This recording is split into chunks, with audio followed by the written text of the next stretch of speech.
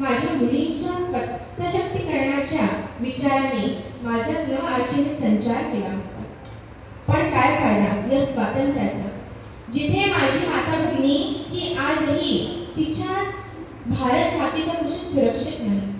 आज ती प्रयत्न करते आहे तिच्या स्वकर्तृत्वावर गगन तयारी घेण्याची, पण काही वासनेने ग्रस्त झालेले हैवान तिचे पंख छाटत आहे.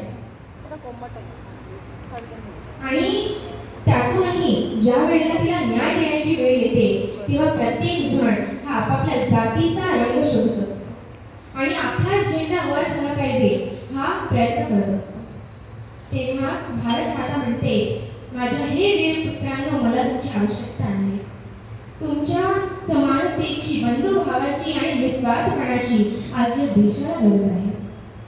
आणि जाता जाता एवढंच म्हणेल की भारत माता म्हणते आहे, मुलांनो, मला आठवतो तो माझा सुवर्णमय काळ, ज्या काळात माझ्या मुलांना अशा ज्ञानाची तृष्णा होती जे ज्ञान प्राप्त झाले काही उरतच नाही.